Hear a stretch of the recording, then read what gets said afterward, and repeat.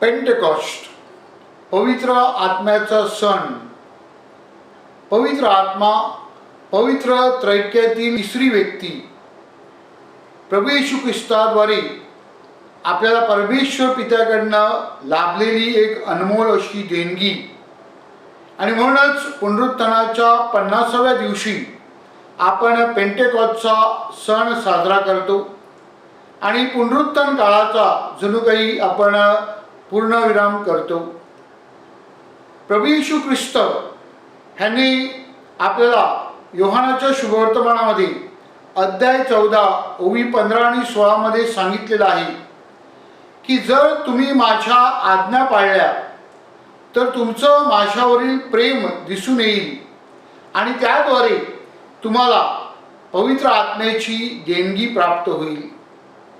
होय माझ्या प्रिय बंधू भगिनींनो, प्रभू येशू ख्रिस्ताच्या आज्ञा पाळल्याने, प्रभू येशू ख्रिस्ताच्या शिकवणुकीप्रमाणे आचरण केल्याने, प्रभू येशू ख्रिस्ताने जो मार्ग आपल्याला दाखवलेला आहे त्याप्रमाणे वाटचाल केली, शुभवर्तमानावर आधारित आपल्या ख्रिस्ती श्रद्धेच्या जीवनाची आपण जडणघडण केली तर आपण पवित्र आत्म्याद्वारे आपल्या जीवनाला एक नवीन वळण, नवीन अर्थ प्राप्त करून घेऊ शकतो. आपलं जीवन हे सुंदर, पवित्र आणि शांतिप्रिय होऊ शकतं.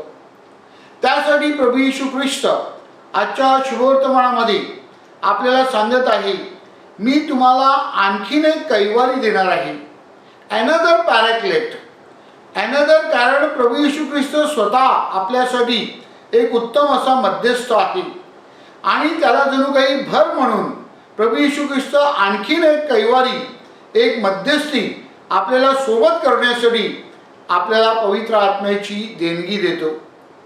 पवित्र आत्म्याच्या देणगीद्वारे आपण एकटे नाही तर आपल्या बरोबर, आपल्याला सोबत करणारा आपला सहप्रवासी अंतापर्यंत पवित्र आत्मा आपल्या बरोबर आहे.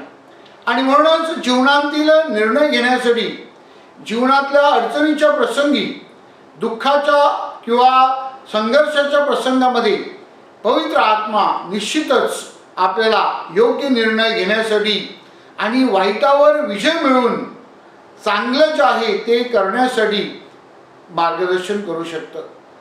पवित्र आत्मा त्यासाठी आपल्या बरोबर आहे ही संकल्पना आपण सतत उराशी बाळगली पाहिजे. पवित्र आत्मा हा सामर्थ्यशाली आहे, परमेश्वर पित्याकडनं आपल्याला लाभलेला आहे असं लूकच्या शुभवर्तमानामध्ये अध्याय 24 ओवी 45, 44 आणि 45 मध्ये आपल्याला सांगण्यात आलेला आहे. हाच पवित्र आत्मा आपल्याला शिकवणी आणि स्मरण करण्यासाठी मदत करतं. पवित्र आत्मा आपल्याला काय शिकवतं तर प्रभू येशू ख्रिस्ताची जी शिकवण आहे त्याचा पुनरुच्चार करण्यासाठी, त्या शिकवणुकीमध्ये वाढण्यासाठी, ती शिकवणूक समजून घेऊन आजच्या आपल्या परिस्थितीला आपण कसे वागले पाहिजेत ते समजून घेण्यासाठी पवित्र आत्मा आपल्याला शिकवण देते, आपल्याला समज देते, आपल्याला मार्गदर्शन करते. आणि पवित्र आत्मा आपल्याला स्मरण करून देतं. प्रभू येशू ख्रिस्ताच्या जीवनामध्ये जशा प्रकारे गलिलामध्ये आनंदाचं आणि सौख्याचं किंवा सर्वत्र देवराज्याची संकल्पना वाढत होती, तशाच प्रकारचं स्मरण आपल्याला करून देऊन जणू काही आपण त्याप्रमाणे जीवन जगू शकतो याविषयी पवित्र आत्मा आपल्याला बोध करत आहे. पवित्र आत्मा आपल्याला ह्या दोन्ही गोष्टीद्वारे, शिकवणुकीद्वारे आणि स्मरण करून आपल्याला आपलं जीवन हे सुंदर आणि पवित्र करण्यासाठी आणि ऑथेंटिक जीवन ज्याला आपण म्हणतो, म्हणजे सत्य काय आहे ते समजावून घेऊन त्यानुसार पारदर्शक जीवन जगण्यासाठी सहाय्य करत असते. तिमिथिकरास लिहिलेल्या दुसऱ्या पत्रामध्ये 1 अध्यायामध्ये ओवी 6 मध्ये संत पौल आपल्याला सांगत आहे की पवित्र आत्मा आपल्याला सामर्थ्य देतं, पवित्र आत्मा आपल्याला पवित्र करतं आणि पवित्र आत्मा आपल्याला सत्य काय आहे ते समजावून घेण्यासाठी मदत करीत असतं. ह्याच पवित्र आत्म्यामध्ये ज्याप्रमाणे प्रेषित वाढले, त्यांनी तो अनुभव घेतला पेंटेकॉस्टच्या दिवशी, आणि मग त्यांनी सेवाभावी जीवन जगण्यासाठी जणू काही स्वतःला समर्पित केलं.